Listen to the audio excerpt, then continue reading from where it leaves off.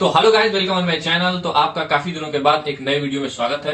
और जैसा कि आपने थंबनेल में देखा होगा कि ये एक उत्तराखंड का कैंची धाम और नैनीताल का एक ब्लॉग है।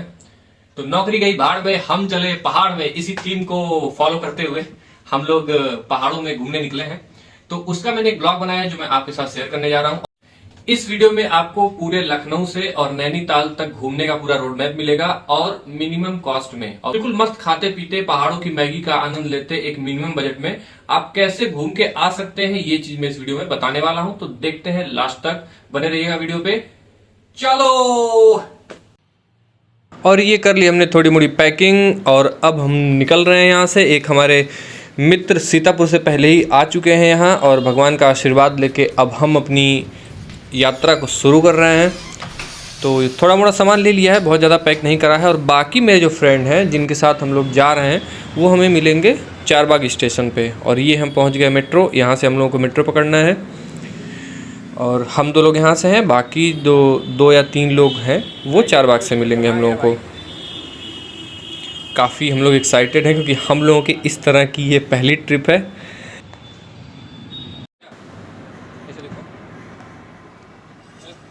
अजब गजब मशीन है, टोकन इधर दिखा रहा हूँ, खुल उधर रहा है। ट्रिप शुरू होते ही स्कैम चालू हो गया। और ये हमारा पॉलिटेक्निक के पास का मेट्रो स्टेशन है। यहाँ पे भी कुछ 1-2 फ्रेंड मिल गए जो वहीं ट्रिप पे जा रहे हैं। मैंने अपने दोस्त को समझाया कि दोस्त ये प्लेटफॉर्म पार करने की कोशिश बिल्कुल मत करना। और ये हमारी आ चुकी है मेट्रो, इस पे हम लोग बैठ के जाएंगे चारबाग की तरफ। रोको भाई, अरे रुकिए भाई। हाँ तो भाई अब ये हम लोग बैठ गए हैं मेट्रो में, और ये सूटकेस मेरा बिल्कुल नहीं है।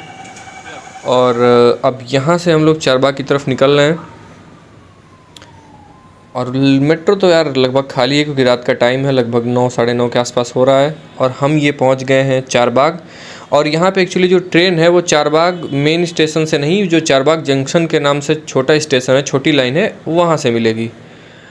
और ये हमारी मंडली सामने बैठी हुई है। ये लावारिस जैसे ज़मीन पे क्यों पड़े हैं मुझे ये नहीं समझ में आ रहा है भाई। ये सामने जो मंडली ये व्हील चेयर के पास लोग बैठे हुए हैं, यहाँ बेचारों टाइप क्यों बैठे हैं मुझे ये समझ में नहीं आ रहा है। बैठने की कोई और भी जगह हो सकती थी यार। ठीक है, काफ़ी अच्छा लगा। यहाँ से हम स्टेशन की तरफ अब अंदर जा रहे हैं। काफ़ी साफ़ सुथरा स्टेशन है, काफ़ी दिनों बाद मैं इस स्टेशन पे आ रहा हूँ। पहले आता था तो इतना अच्छा नहीं था, लेकिन अब काफ़ी डेवलप भी कर दिया है इसको। अब यहाँ हम सारे लोग मिलके, लगभग 4 लोग, एक बंदे को और आना था लेकिन उसका प्लान कैंसिल हो गया है। 4 लोग मिलके यहाँ अब एक धमाकेदार ट्रिप की शुरुआत हो रही है यहाँ से। और ये हमारी ट्रेन, इस डब्बे में शुरू की 4 सीट हम लोगों की है, शुरू में ही मिल गया था। और यहाँ बढ़िया 4 लोग हैं। और हाँ भाई बिल्कुल शक्ल सही आ रही है, बहुत सही। यहाँ हम लोगों को ट्रेन मिल चुकी है, अब यहाँ से हम लोग निकलेंगे। ये हमारी मित्र मंडली, और काफ़ी दिनों बाद सब लोग मिल रहे हैं तो मज़ा आ रहा है भाई काफ़ी। हम लोग सोचे कि सोने से पहले क्यों ना थोड़ा कुछ खा पी लिया जाए। तो हमारे एक फ्रेंड कुछ लेके आए थे खाने का। पहले हम लोगों ने पेट पूजा करी, उसके बाद देश की जीडीपी किस गड्ढे में जा रही है या फिर किस ऊंचाई पे जा रही है, इस पे एक गहन चर्चा करी। उसके बाद हमारी ट्रेन भी चल पड़ी है, तो हम लोग अपना ट्रेन के अंदर बैठ के बढ़िया प्रभु का नाम लेके निकल चुके हैं। और सुबह के बज चुके हैं 7 और हम उतर चुके हैं उत्तराखंड के काठगोदाम रेलवे स्टेशन पे। और यहाँ से उतरने के बाद अब हम लोग आगे बढ़ेंगे और पहाड़ों की जर्नी जो है वो शुरू होगी। और बाहर का आप कुछ व्यू ऐसा देख सकते हैं। यहाँ पे काफ़ी लोग आए हुए हैं, स्टेशन काफ़ी व्यस्त है। और यहीं स्टेशन के बाहर आते ही भाई लोगों ने तुरंत बोला स्कूटी चाहिए, स्कूटी चाहिए, स्कूटी चाहिए, स्कूटी चाहिए। उन्होंने हाँ भाई दे दो यार। यहाँ अब हम लोग रेंट पे लेंगे स्कूटी। और आप भी जब आओगे इस स्टेशन पे घूमने के लिए, यहाँ इस स्टेशन पे उतरते ही आपको स्टेशन के जस्ट बाहर आपको यहाँ से स्कूटी मिल जाएगी। और हाँ भाई शक्ल तो सही लग रही है बिल्कुल। तो अब हम लोग यहाँ पे डीएल और आधार कार्ड की फ़ोटो इनको देने के बाद अब यहाँ से हमको मिल जाएगी स्कूटी, जिसका प्राइस नॉर्मली 400 से 500 रुपये होता है पूरे दिन के लिए। मतलब रात को 9 बजे तक इनको वापस देना होता है। और ये स्कूटी मैंने ली है और एक और स्कूटी, हम लोग 2 स्कूटी लिए हैं 4 लोगों के लिए। और ये स्कूटी के साथ हेलमेट भी आपको प्रोवाइड करते हैं ये लोग। बस आपके आधार कार्ड और डीएल की फ़ोटो क्लिक कर लेते हैं। और ये रही दूसरी स्कूटी, हम लोगों ने 2 स्कूटी रेंट पे ली हैं 900 में। और अगर आप अपनी खुद की स्कूटी या बाइक लेके खुद ड्राइव करते हुए नहीं जाना चाहते हैं तो आपको यहीं रेलवे स्टेशन के सामने से यहीं से बस भी मिल जाएगी, जो आपको ले जाके कैंची धाम, नीम करौली या फिर नैनीताल उतार देगी, जहां भी आप जाना चाहें। लेकिन हम लोग तो भैया प्रो लेवल के राइडर हैं, ड्राइवर हैं, तो हम लोग तो ऐसे ही जाएंगे खुद चलाते हुए। और यहाँ हम लोगों ने डलवा लिया पेट्रोल। अब निकल चुके हैं हम लोग पहाड़ों की सैर करने। और ये रहा पहला ही व्यू जस्ट वहाँ से निकलते ही। और यहाँ पे भाई रोड पे आते ही पहली चीज़ जो मुझे समझ में आई कि अपनी ही लेन में रहना है, क्योंकि सामने तो दिखता ही नहीं है पहाड़ की वजह से कि सामने है क्या। तो अगर अपनी लेन से ज़रा भी इधर उधर हुए तो फिर किसी को सॉरी बोलने का मौका नहीं मिलेगा, और आप कहाँ मिलोगे इसका कुछ अता पता नहीं है भाई। और ये हम लोग 4 लोग निकल चुके हैं अपने ज़िंदगी की इस तरह की पहली ट्रिप पे। और भाई ये मैं अक्सर वीडियो में देखा करता था कि यहाँ से लैंडस्लाइड होता है, तो यहाँ मैं बिल्कुल 1 सेकंड भी रुक के वीडियो बनाना उचित नहीं समझा। मैंने यहाँ से तुरंत गाड़ी को फ़ौरन आगे बढ़ाया कि भाई इस खतरनाक जगह से आगे निकलो। और मेरा फ्रेंड तो कुछ ज़्यादा ही प्रो ड्राइवर है, वो एकदम भागते ही जा रहा है। और देखो अब यहाँ पे इस तरफ पहाड़ है और दूसरी तरफ जो है वो सीधे खाई है, और आपको अपनी लेन में एक लिमिटेड स्पीड के साथ ही आगे बढ़ना होता है।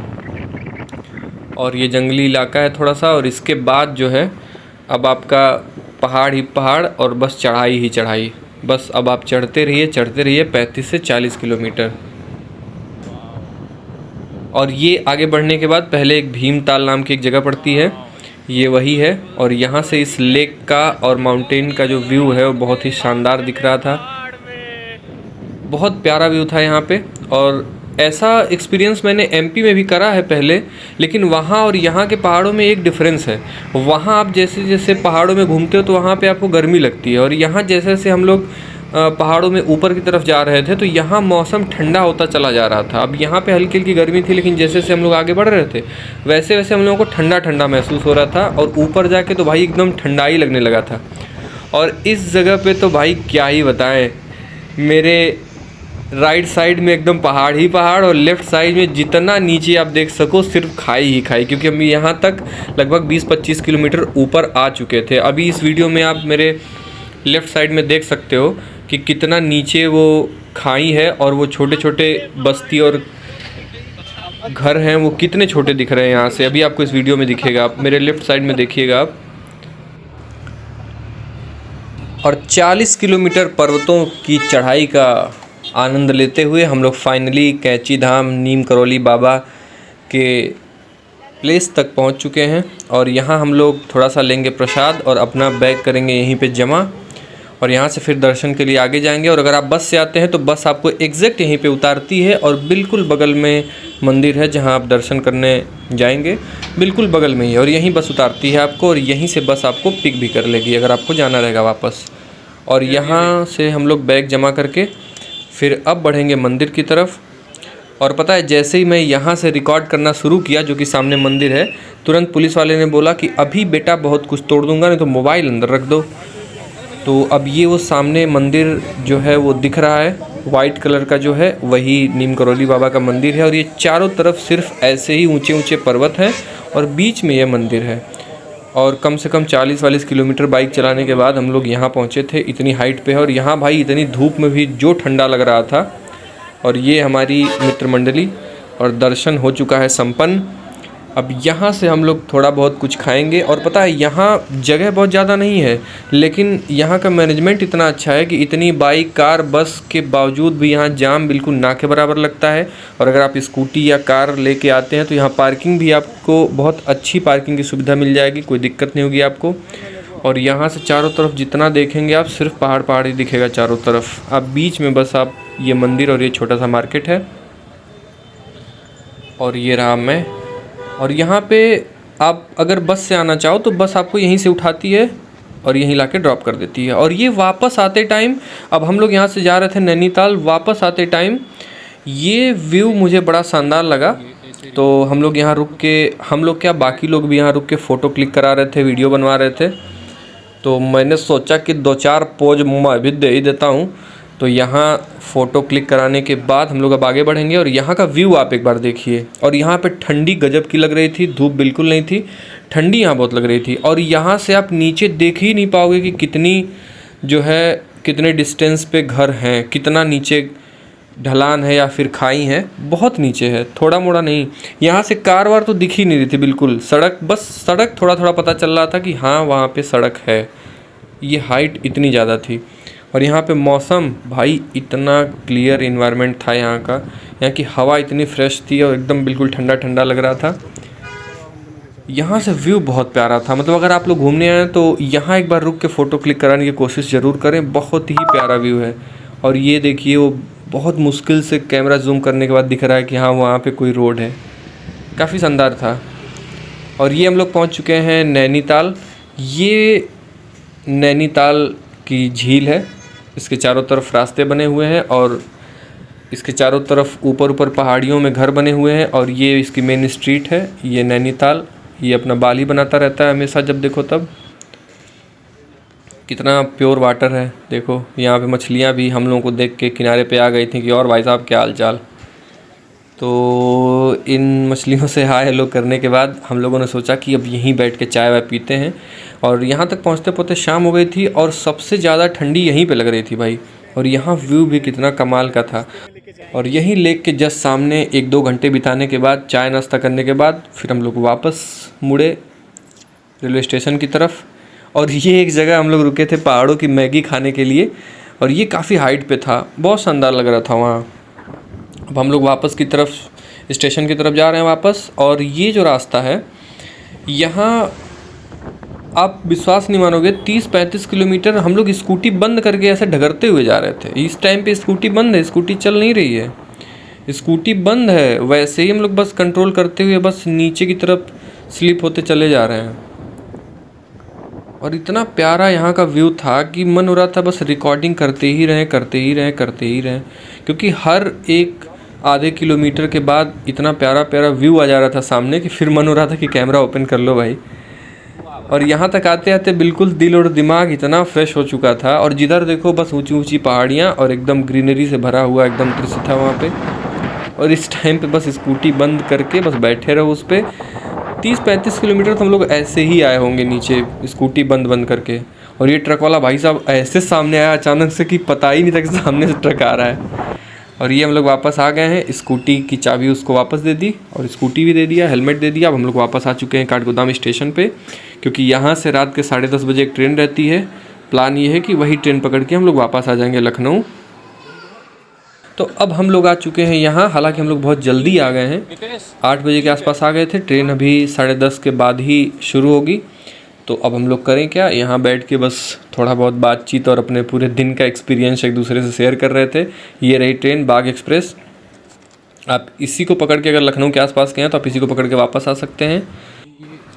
इस ट्रिप में हम लोगों के पर पर्सन 1300 यानी 1300 रुपये खर्च हुए। और ये रही आज की वीडियो। इसको लाइक करके कमेंट जरूर करिएगा। हालांकि मैं एक प्रो ब्लॉगर तो नहीं हूँ, लेकिन फिर भी आपको दिखाने की कोशिश करी। और हम लोग पहुँच चुके हैं लखनऊ। जब कभी भी आपको मौका मिले तो कम बजट में आप एक बार जाके वहाँ घूम सकते हैं। Bye bye, take care.